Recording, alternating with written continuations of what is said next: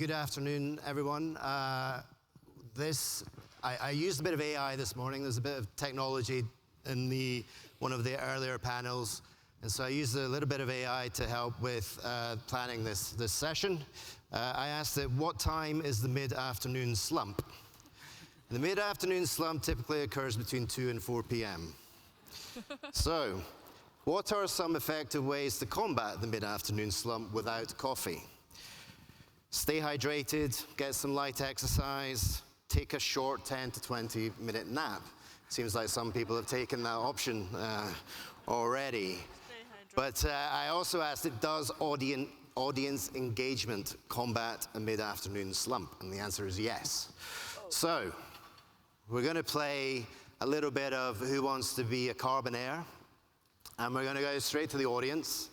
So we're going to ask the audience, George Box said, all models are wrong, some are useful.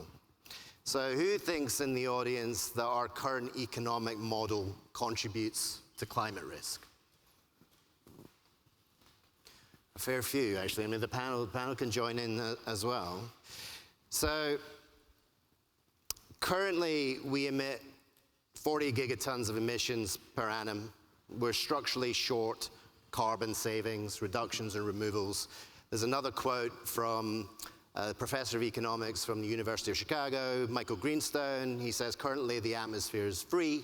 It doesn't take an advanced degree in economics to figure out the things that people get for free, they use an awful lot of. So our panel, we're going to explore raising the ambition of carbon markets, and let's ask ourselves the question, can the carbon markets create some carbon savings unicorns?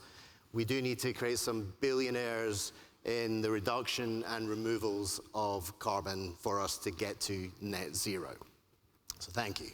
We'll go straight to the panel. I don't know if we've got our virtual participant or not, but I think we'll have plenty to talk about with our three panelists. I wanted to start with you, Doris, first of all. So the ICVCM has its origins around the build-up to COP26, I think, in Glasgow. Can you remind us of the role of the ICVCM, how it's evolved, and what's on the horizon for 2024, please? Yeah, thank you. Yeah, the ICVCM is an independent governance body, and it's built up on the initial task force of scaling the voluntary carbon market, which was set up by Mark Carney, as you said, around COP26. Our goal is really to create a high-integrity carbon market that will make finance flow into climate solutions. That's the underlying goal. So our North Star is really high-integrity carbon credits. What we have done last year, we have published our core carbon principles together with an assessment framework, and this year we have started assessing carbon crediting programs and methodologies with respect to adhering to our core carbon principles. We have recently announced the first programs which we have assessed and approved. These were ACR, ARTCAR, Gold Standard, and Vera. You might have seen the announcement. We are now working on approving the first methodologies, so be confident that we will have the first announcement over the next few weeks and months. So what that means is that you will see CCP labeled credits in the market to trade. To give you a feel for our book of work, until September, we plan to mostly have finished our assessment of around 100 methodologies, and that represents about 50% of the market currently existing. Are you also doing effectively a bit of capacity building in terms of, I mean, the carbon markets credits probably suffers a little bit from demand and a sort of a market feedback loop. Are you kind of performing that sort of capacity building and innovation cycle? We do work around capacity building. We have several reach out programs. We work with a lot of organizations in a lot of countries, but I'd say our capacity building, it's in its early stages. We really are very, very focused on getting the methodology assessed and the CCP label in the market. And we also believe that will help us with the capacity building. Great, thank you. So Kaya, we're going to come to you on the Oxford Principles. So you recently updated the Oxford Principles, but how long have the Oxford Principles going on for, and what's their origin? We wrote the Oxford... Is my mic on? Yeah. Thanks. At the University of Oxford, we saw that there was a gap in the standards, guidance, principles, landscape. The voluntary carbon market had, at the time, less than 1% of it was made up of removals. And so credits tied to removals. And we know, from pretty much every IPCC scenario, it depends on some amount of negative emissions, and as we're going, we'll need more. So there was an acknowledgement that offsetting was not developed in line with net zero because people were not considering offsetting with removals as part of their strategy for investment in the voluntary carbon market, and they weren't playing an active role in creating an outcomes-based carbon market by scaling removals through R&D, through offtake agreements. So we wrote the principles, and they're just 4 very simple principles, but in them there's probably like dense citations for each paragraph. The first principle follows the mitigation hierarchy, which, as Gabrielle has helped me to update in the new principles, is not a sequence. It's not first you reduce, then you remove. It's we must kind of do all this at once. We can't really afford to think that the removal capacity will be available for us if we have hard to abate sectors at the net zero target date. So then the next principle is shift your offsetting strategy over time from the types of credits that are in the market, the avoided emissions credits, towards removals for your compensation. If you're just buying credits to contribute to global net zero or as part of your strategic climate fund for your business, then that would be totally appropriate to continue investing in adaptation and renewable energy, et cetera. And then there's really an acknowledgement that we don't need to just meet net zero. Net zero is something that future generations will have to sustain. It's an atmospheric balance, and you have to balance net zero with ongoing removals that have durable storage. If carbon has a lifespan, an atmospheric lifespan, as you and I have discussed, for 1,000 years, then how long is that removal and storage capacity, especially with the climatological risk of a lot of nature going under, unfortunately, with the way we're going. So that's the third principle, is shift towards durable storage options. Right now, novel technologies, BECCS and DACs that kind of, with long-term storage, say North Sea, remineralization in rocks, these novel kind of storage facilities that have the most durable storage, we'll probably need to scale those 30 times by 2030 and 1,000 times by 2050. The Oxford University and our kind of partners across different universities have just put out, it's so exciting to be on a panel today because we've actually just released the new State of CDR report, which kind of measures globally our removal and storage capacity. And what I'm looking at is about 118 million tons per year of BECCS and DACs. But what did you say we need? What did you say we're emitting every year? There's 40 billion a year, and when people talk about net zero, taking out everything you put in, you range anywhere from 4 to 20 billion tons of removals. Right. So I mean, the removals gap is huge, and meanwhile, in order to keep that gap less necessary, we need to be reducing as fast as we can. So we wrote the principles with that in mind, as a complement to all of the integrity work in the voluntary carbon market.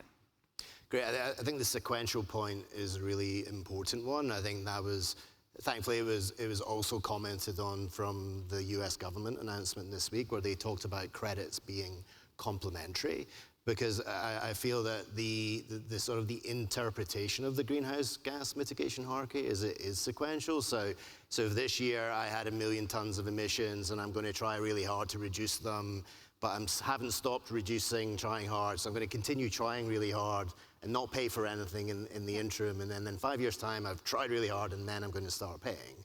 Now, clearly, then that doesn't incentivize the production of any reductions or removals. So I think it's a critical point. It's great that the US government have said this, and I think that it's a great part of the Oxford principles around making that clearer. So as you say, removals are kind of at the core of the principles, and that if you're compensating and contributing by 2050 and beyond, you need to be nearly 100% removals and a higher degree of permanence. So this is where you come in, Gabrielle, in terms of removals and your company. So maybe you can let us know about, I think you are like a platform stroke, so market maker for carbon removal. So tell us a little bit about your experience in the carbon removals business. Sure. Maybe talk about your pig from your TED Talk. He wants me to talk about the woolly pig. So I'm a co-founder and chief scientist at Curate. And so we're a market maker for carbon removals, and working really closely with the ICVCM and with the Oxford offsetting principles and with everyone else in this space as well. And basically what we do at the moment is we source carbon removals projects, and we do the due diligence, and in many cases, in the absence of standards and methodologies, we have to be very rigorous about ensuring that they do what they say that they're going to do, and that the companies are still going to be in business, et cetera, et cetera. So we have a rigorous due diligence process for that, and we then put them together in portfolios, and the portfolios spread the risk. So spread the durability, spread the risk, and also spread the cost. Because some of the highest durability carbon removals are also some of the most expensive. And there isn't a company, even Microsoft, there isn't a company on God's earth that is putting aside what is going to be necessary for these removals, which is something of the order of $200 a ton. This is not your $5 a ton cheap offsets thing anymore. So given that, you need to spread the cost across the portfolio. You need to spread the risk of which of the projects are actually going to scale, and you need to also spread the durability. And really, if we were trying to do this, if we were really trying to build an industry out of nothing and get to 4 to 10 billion tons a year by 2050, we wouldn't be starting now, would we? Apparently, it's been calculated. One of my colleagues messaged me today and said, on June the 12th, which is in a few days' time, there will be 2,030 days to get us to 2030. 2,030 days to get us to that target date of 2030, which really isn't very much. So we have to accelerate very massively in growing this industry is one point. But what we also do is we work with businesses who want to buy or who are considering buying to help them not just understand what they should buy and what the portfolio should be and how to navigate what's come out of the ICVCM, how to navigate, how to plan according to the Oxford offsetting principles, but also how to build a case for the CFO, how to build a business model, where should the budget come from? For example, we did the world's first carbon removed concerts at the O2, where every ticket had an extra 90 pence on it. And every ticket said this concert has been carbon removed. Same with the London Marathon, where they increased the price of the tickets and therefore spread the load. So it's how do you actually build the budget? And then finally, how do you make the case to your CFO? And one thing, I was talking to Thomas Lingard from Unilever just in the break, and I said, ask a good question. And he said, why would anyone buy a carbon credit now? And it's actually a good question. The CFO is going to say, is anyone telling us to do this? And that's why I think it's so important what the Oxford offsetting principles said, because they're the first ones of all the voluntary rule setters to say, start buying now.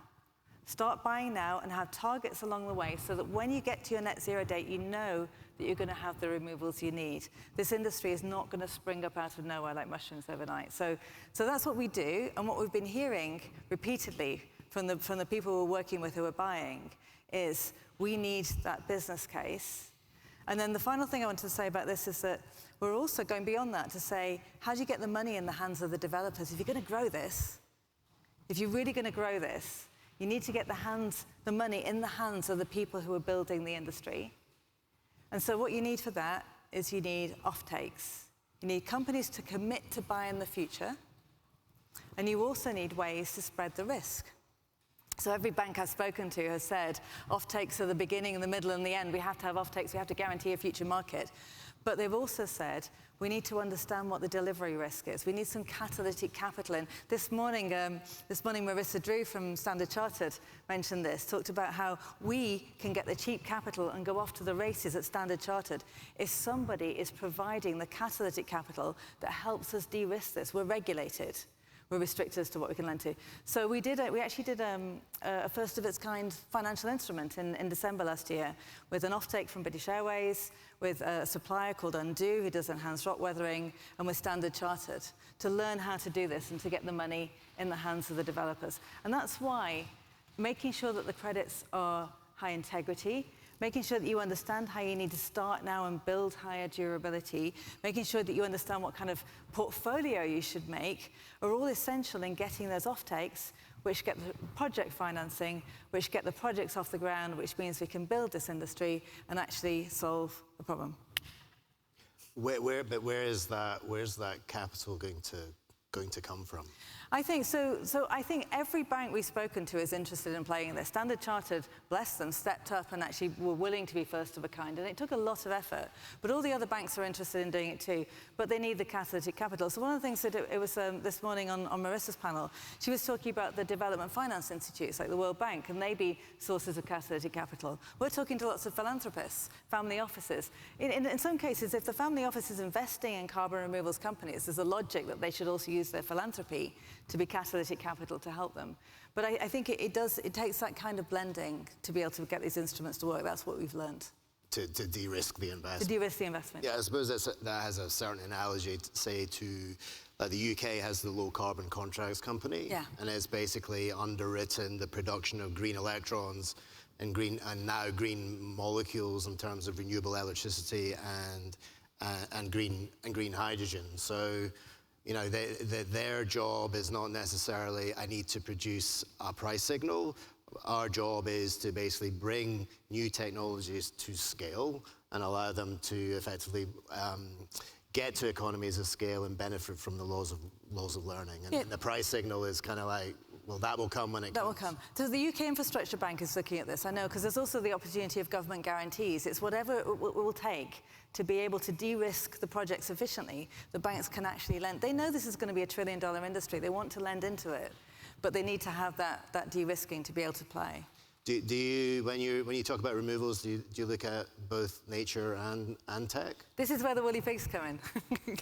Because I did a TED talk about carbon removal some years ago and 2.5 years ago, and started with a picture of a woolly pig. And the reason I did that was, apart from the fact that it took everybody by surprise, I went to visit a place on the Isle of Mull that was doing all the spectrum of different carbon removals. So they had woolly pigs that were rooting up the undergrowth and allowing natural the seed bank to come up so that native trees could regrow. That's one kind of carbon removal, the trees actually making their bodies out of air.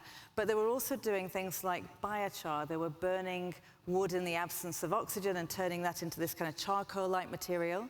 And then they were also grinding up rocks for enhanced rock weathering, accelerating a natural process that takes up CO2 into rocks. So they had all three of them in one place. And I think it's increasingly important to stop saying, is it nature or is it tech? And to start saying, what's the spectrum of all the different approaches, some of them hybrid, some of them a bit more nature, some of them tech, that will actually enable us to solve this. Okay, great. And that's a great segue to Rita. Can you hear us, Rita? Yep. I can. Great. So you mentioned Marissa Drew from Standard Chartered. She was sort of talking about carbon markets. There were important instruments to sort of channel finance to emerging markets. And I remember last year distinctly in talking about nature, Dr. Helen Crowley talked about nature having billions of years of R&D behind it, and I think that was mentioned in an earlier email as well. So Rita, you've done a paper on the potential for Africa to contribute to net zero and talking about the investment opportunities in Africa in terms of removals and reductions, in particular in nature. Could you give the audience some insight into your paper and some of the key points from there, please? Sure. Thank you. I hope you can hear me. I've had some technical difficulties dialing in, but it's great to be here and to be able to talk about our work that we've done at the Africa Finance Corporation on this topic of carbon markets and how we can activate Africa's potential in terms of our contribution to net zero through this very important resource. So I think your audience may be familiar with the fact that the African continent, on a historical, current, and ongoing basis, contributes significant amounts to removing and sequestering greenhouse gases from the atmosphere annually. In fact, if you take just the tropical forests, Africa removes a net 600 million tons of CO2 from the atmosphere on an annual basis, and that's equivalent to roughly just a bit more than what the entire continent emits. Something like 20% of Europe's greenhouse gas emissions, 18.5% of emissions from the US. And when you look at the forest contribution itself and the 8 countries that make up the Congo Basin, essentially these are countries that are net carbon sinks. And this is just the forests. If you take the savannas, grasslands, montane forests, heathlands, and mangroves, the continent's carbon removal potential from a natural sector basis is significant. The problem for us is, and this is a problem not just for Africa but for the world, is that much of this I guess contribution to global net zero, you would call it, has gone uncompensated, has never really been compensated. And what it means is that these natural ecosystems are under severe threat. Africa is experiencing the highest deforestation rate globally, having lost forest at a rate of 3.9 million hectares per year over the past decade. And this should concern us all, because this is literally our last defense. And so the question becomes, what can we do? How can we use carbon markets to create a system of incentives that work to preserve and expand these natural ecosystems? Because we know that they work. They have been, we know scientifically that they're the best carbon removal and sequestration systems that we have. And so the work that we have done is trying to set out, first of all, understand what sort of model could be applied. And we see big opportunities across the entire carbon markets value chain, resulting in what we think is the continent's core advantage, which is in this removals-based sector. I'm sorry, I caught some of the previous conversation, but somebody was talking about the gap in the removal sector, or kind of the demand for high integrity removals-based credits. And we think this is where Africa really has a core competitive advantage. But what's needed is institutions that are working on the ground, like ourselves, to do that early stage project development, to de-risk those projects that can unlock a pipeline of high-quality removals-based projects, ergo credits in the market. Because we know this is what buyers are asking for. Buyers in the global north are increasingly demanding these high-integrity removals-based credits. So this is one key area where we see opportunities, and we're actually working with actual projects. A lot of them, these projects, to be removals focused, have to have a link to the natural carbon sinks. And this is a slight departure from how the carbon markets have been operating in this part of the world for many years, because we see that a lot of credits coming out of Africa have typically been avoidance-based. And that's led to some of the problems that exist in the market at the moment. There is a second category, however, but we think that it's a second tier. It's not the lowest hanging fruit, and this is in the man-made sort of technology sector, because there are parts of the continent, Kenya is one of them, where there's huge potential for CO2 removal technologies, just given the combination of geology, abundant supply of geothermal energy, because we know these technologies require huge amounts of energy intensity, and also labor, cheap labor and huge amounts of arid land make for kind of a combination of factors where we think direct air capture, that industry could really thrive, and we're also looking into some opportunities there because we see this as an important resource. CO2 removal. I mean, it's really an export resource for the continent. If harnessed wisely, could be an important kind of economic resource for countries that are able to take advantage of it. But more importantly, we're advocating for a kind of a model that is able to sort of recycle some of the profits from the carbon market back into the communities that are stewards, at least when it comes to the natural carbon sinks, that are stewards of these resources, because we want to ensure sustainability at the end of the day. Great, thank you, Rita. You wanted to come in, Gabrielle? Just a quick comment. I was going to say that in a way, I was going to mention the Kenyan project. So thank you so much for saying that, because I think your question about is it nature or is it tech, I think there is a perception that in the global south it's all about nature and in the global north it's all about tech. And in fact, there's a whole spectrum for both. And many of the people who are now working in Kenya on this came to this not from climate, but from jobs. Like, where are the jobs going to be? Where's the development opportunities? How does this play together with carbon, with renewable energy? Not should it be one or the other, but how do you actually get the renewable energy developed that's needed, and what else can that be used for? So it becomes a both and. And I still was so touched by this. One of the people in Kenya, when I went to visit to show me these things, said to me, Gabrielle, this is not going to be done to us, and it's not going to be done for us. It's going to be done by us. And I think that's a really powerful message to come out from Africa. Thank you for your work, I want to say, because it's hugely important to understand that this is not just a small global north thing, but it's actually something where the power could come from Africa. Yeah, I think it's kind of like a little bit of a lost voice around the debate around whether credits are things, or the people on the ground that are benefiting from the financial flows. I think great point in terms of, so, we discussed in the quote earlier around the market failure of not paying to use the atmosphere. Well, we also don't pay for ecosystem services. And actually, the beauty of a carbon credit is it allows you to do both. So by buying a carbon credit and investing in a carbon project, you're investing in a positive externality, you're investing in a reduction or removal. But by buying that positive, you're paying for your negative. So it does both at the same time. So they're great. They're Paying for your negative?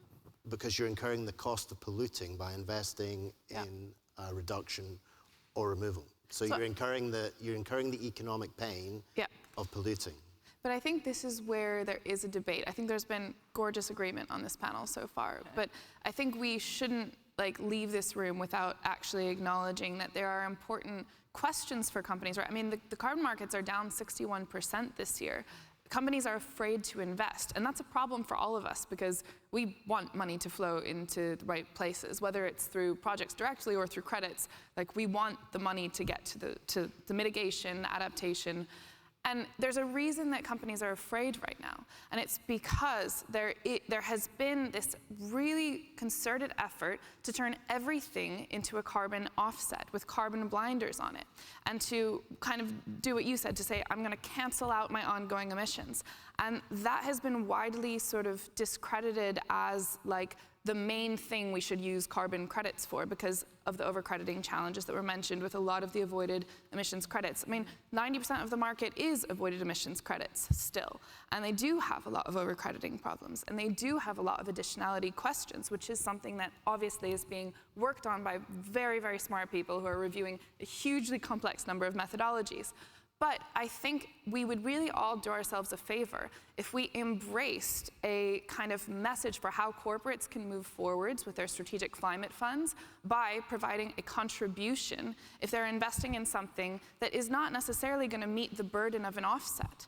If you say, I'm going to contribute to global net zero with this amount of money that is kind of derived from the carbon price around the amount of my remaining total emissions for the rest of the year, and that's my contribution to global net zero, and this other company, by the way, is not doing that, that could be a really powerful frame. And it's also saying, I'm still working on reducing my emissions year on year. I'm not saying that these things are equivalent, but I am contributing to global net zero in this amount. Compensation, however, is something that can be done through removals. And I think we need to make a distinction in the carbon market between removals and avoided deforestation or avoided emissions. And one is contribution and one is compensation. And that is a way forward where we can stop having this debate about what's good and bad. All of it's good, but it's how we frame it and claim it at the end of the day. And completely on top of that, I think we've heard from so many companies, like, I don't want to end up on the front page of The Guardian, or I don't want to be attacked for this. And question 1 from the CFO is anyone telling us to do this?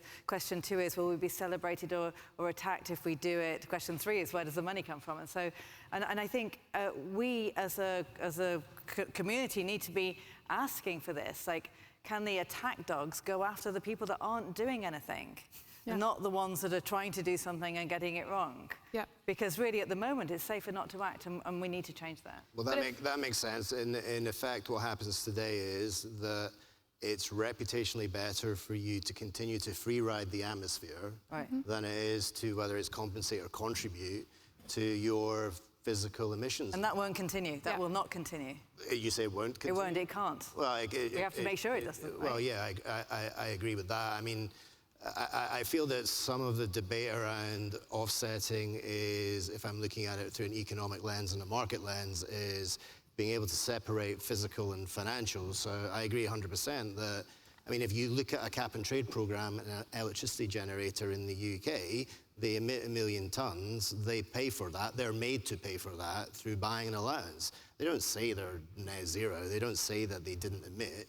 They took their physical emissions liability and turned it into a financial one and offset the financial liability. And so I think by incurring the economic pain of polluting, you're incentivized to find lower cost abatement opportunities. Mr. Money, what do you think? No, I mean, I agree with I think, you know, we are still a very agreeing panel. You know, even you tried to start a part to bring some life. Of course, doing nothing is better than doing something, which makes a difference and an impact. And we are arguing exactly about how big that impact is. And I think we're all working. You know, ICVCM again is very focused on the integrity of the supply side, with the view that will be a big main contributor of giving buyers the confidence that they say, okay, you know, there is something that has been independently verified, and it doesn't matter if it's Africa or Asia or cook stoves or reforestation or gold standards or Vera, or what can be very confusing. It all reaches this high integrity threshold, and listening to our problems, it can be very depressing. But I do see progress. I'm very encouraged by the announcement in the US. I'm very encouraged by what Singapore is doing with its carbon tax and allowing high quality credits in. And I think we need to see more initiatives like that, where buying is encouraged and where buying is applauded. So I think, and the point about having the confidence that it's a high quality credit is utterly essential. It's table stakes, right?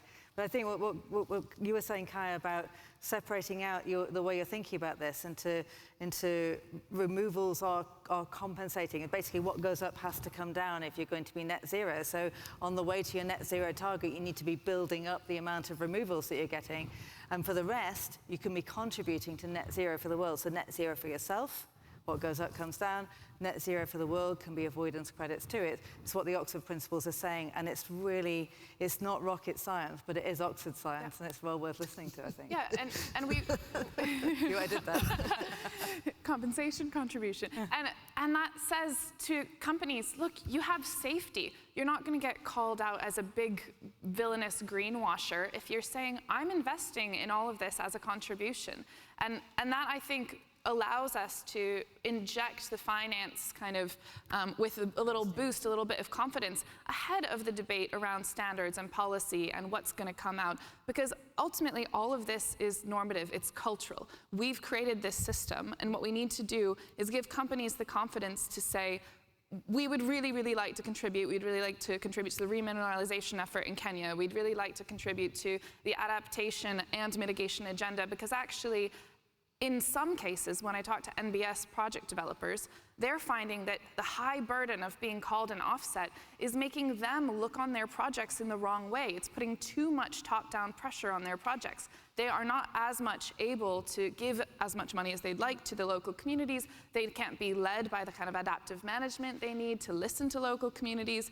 And so if you let people on the ground speak for themselves, because they're not under so much pressure to be called an offset all the time, there is enough space for us to finance everything. And there's just a really careful and simple clarification of communication that we need in order to keep that high integrity. Well, I think that if that's what makes the difference, to get people to pay for some of their pollution or contribute, then I'm all for it. I mean, what is effectively happening today, outside of government mandates, or as the President of Argentina would say, government coercion, no one pays for their pollution at scale.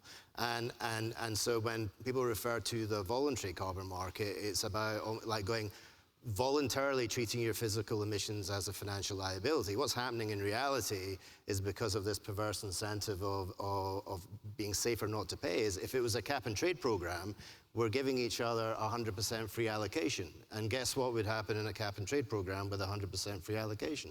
It wouldn't work. So we're not going to get to net zero in a more cost-effective manner or provide the signals to produce carbon removals without people putting some money to work.